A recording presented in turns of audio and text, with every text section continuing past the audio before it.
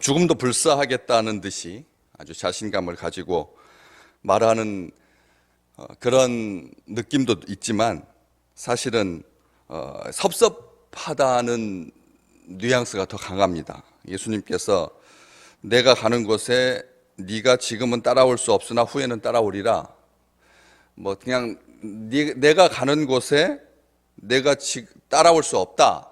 유대인들에게는 그렇게 말했거든.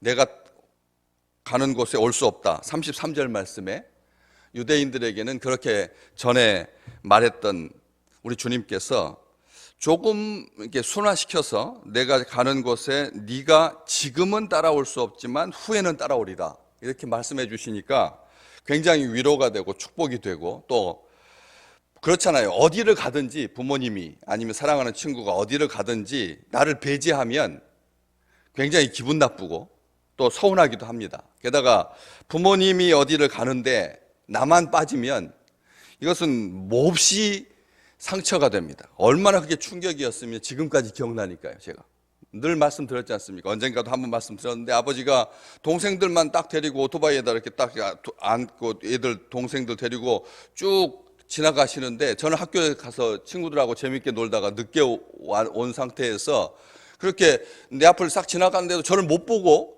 그래서 못 보고 그냥 지나가셨어요. 그래서 막 뒤에서 불렀는데도 돌이키지도 않고 동생들도 아무도 안 보고 그냥 그렇게 가니까 나만 빠진 것 같고 나만 미워하는 것 같고 얼마나 서운했는지 모릅니다. 나중에 그게 아무 일도 아니라는 것을 알았지만 어쨌든 내가 빠지는 것은 싫었습니다. 동생이 빠지는 것은 별로 개의치 않은데 내가 빠지는 것은 굉장히 충격이었던 거죠. 그러니까 지금도 그 장면이 기억이 나니까요. 지금도 그게 기억이 납니다. 의도해서 기억이 나는 게 아니라 말하다 보면 그때가 기억이 나는 거죠. 그런 것처럼 내가 따라올 수 없다라고 말하는 것은 왜 그런가? 도대체 나는 주님과 함께라면 모든 것을 다 감당할 수 있는데, 그 밑에 그렇게 돼 있지 않습니까? 내가 지금은 어찌하여 못 따라갑니까? 주를 위해서 내 목숨을 버리겠나이다. 얼마든지 심지어는 주님께서 죽으시는 자리를 가신다고 하더라도 나는 죽을 수 있는데 왜 말을 못 해주시는 겁니까? 다 압니다. 우리도 이제 상황이 좋지 않게 돼가고 있다는 거, 나와 함께 떡반죽 그릇에 손을 넣는 자가 나를 팔리라, 이런 경고의 말씀도 들으면서 이런 것들 통해서 이제 상황이 별로 좋지 않다라고 하는 것을 아는데 분위기가 험악해져 가고 종교 지도자들이 나를 세워서 죽이고자 한다라고 하는 것을 아는데 왜 저한테 숨기십니까? 서운한 마음이 분명히 있습니다. 준비 다 됐는데, 근데 또 한편으로는 이게 자기 확신에 가득 차 있고, 그리고 또 이 자신감도 있어 보이고 인간적인 용기와 열정도 분명히 있습니다. 그런데 이게 감정적인 요소가 크다라고 하는 것을 우리 주님께서 제자로 3년 동안 그 이전에도 충분히 태초부터 베드로에 대해서 잘 알고 계시지만 같이 있으면서 그런 일들이 빈번하게 있었거든요. 언제였습니까? 물고기 잡는 그런 기적 앞에서 주여 나를 떠나소서, 나는 죄인입니다, 이렇게 아주 어쩌면 가장 인간이 하나님 앞에 맞섰을 때, 하나님 앞에 대면했을 때 이 반응보다 더 온전한 반응은 없거든요. 이것은 모든 믿음의 사람들이 견지해야 될, 가지고 있어야 할, 늘 유지하고 있어야 할 항상성으로 늘 고백되어야 될 그런 고백이거든요. 나는 죄인입니다. 이 표현은 아름다운 표현이고 믿는 자들이 마땅한 표현이고 귀한 표현입니다. 그렇지만 그런 강한 의지력도, 그런 장담도, 그런 의리도, 그런 선언도, 그런 주장도, 그런 고백도 시험이 닥쳐오면 얼마나 쉽게 무너지는지 우리는 잘 압니다. 저도 기회 있을 때마다 귀에 할머니, 나를 키워주신 할머니, 직장 생활 하시느라고 어린 시절 그렇게 많이 같이 있지 못했던 어머니, 귀에다가 그냥 달콤하게 꿀을 떨어뜨렸습니다.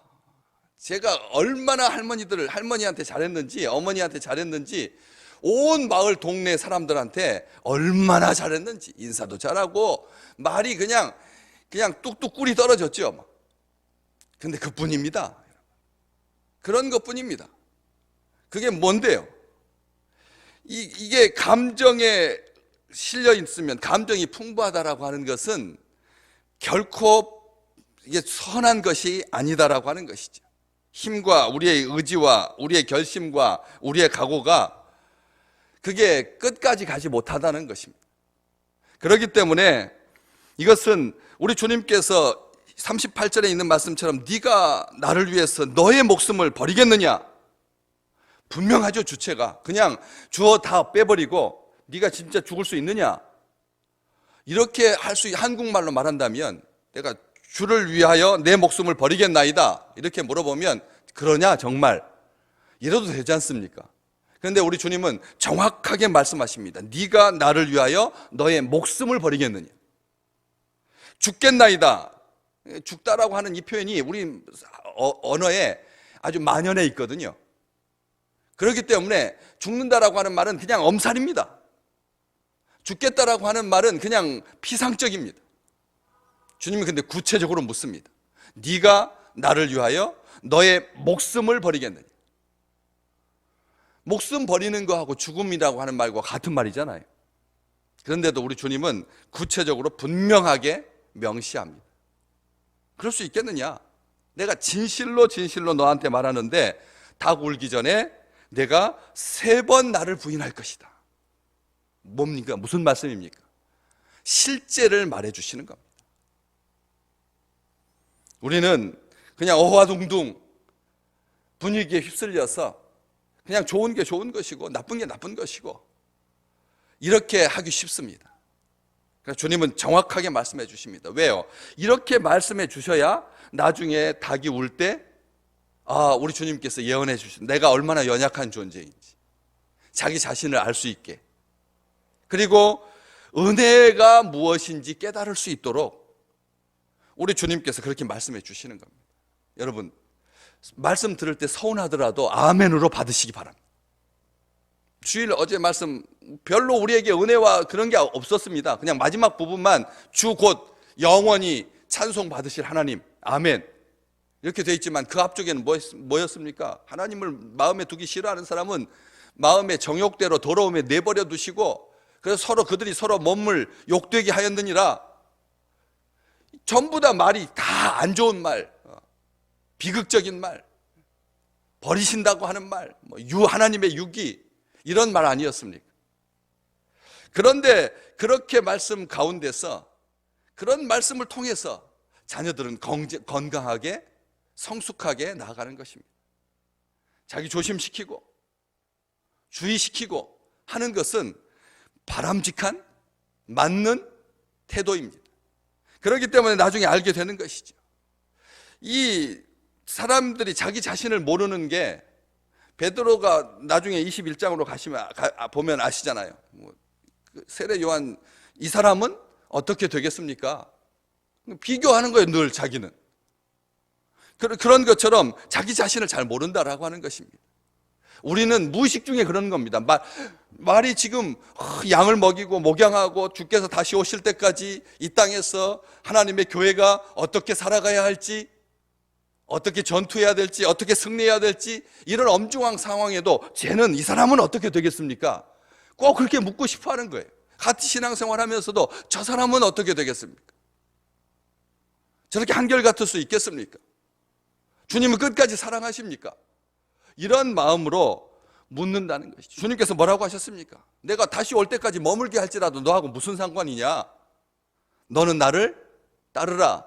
주님께서 말씀하셨습니다. 주님은 다 아신 것입니다. 꾸짖지 않으셨습니다. 사랑하셨습니다.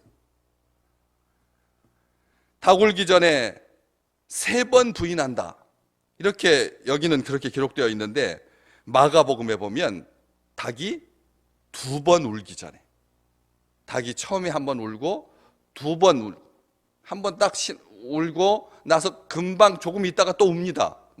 급하게 2번은 아니지만 1번 울고 조금 있다가 웁니다. 한 번 딱 울었을 때 벌써 이 말씀 기억나게 되는 것이죠. 그래서 십자가에 거꾸로 매달려서 주님께서 가셨던 그 길을 베드로는 가게 되는 것이죠. 비로소 주의 제자의 길, 나를 따라올 수 있는, 주님 나를 따라오리라, 후에는 나를 따라올 것이다 라고 말씀해 주시는 그런 놀라운 축복 가운데 서게 되는 것입니다.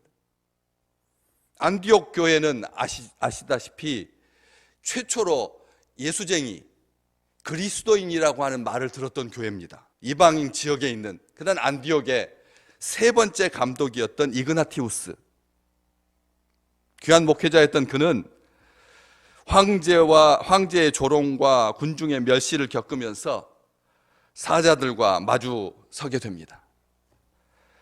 그렇게 사자와 마주쳤을 때 그는 자기 팔을 사자 입에 밀어 넣으면서 순교의 길을 갑니다. 자기가 일부러 사자 입에다가 자기 팔을 밀어 넣습니다. 그러면서 뼈가 으스러질 때 이렇게 소리쳤습니다.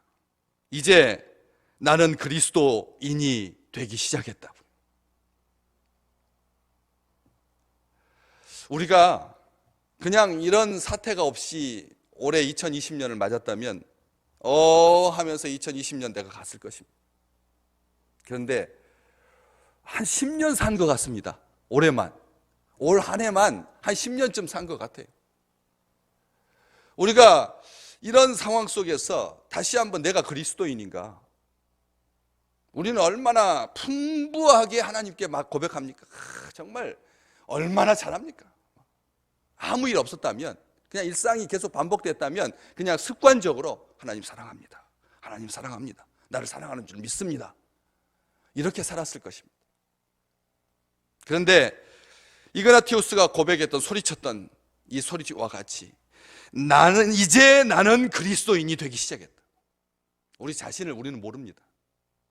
그 위대한 감독도 그때부터, 순교할 때부터 그 죽음 앞에서야 자기를 고백한다는 것이죠.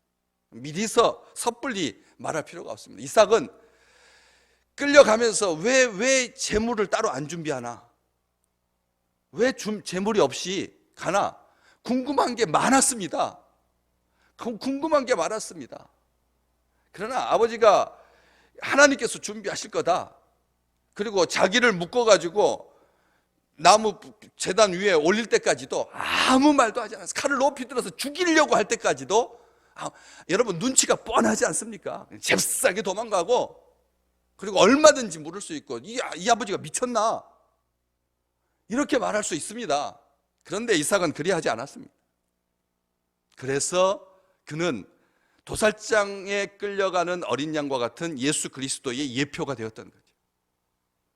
십자가에서 끝까지, 마지막 순간까지도 하나님 이 길은 아닙니다, 이 길 말고 다른 길 없겠습니까? 하면서 막 분해하고 억울해하고 질문하고, 그렇게 하지 아니하시는, 십자가에서 묵묵히 우리의 온 인류를 위해서 자기 목숨을 버리신 예수 그리스도의 예표가 되었던 것처럼 우리는 바울처럼 오늘도 고백해야 합니다.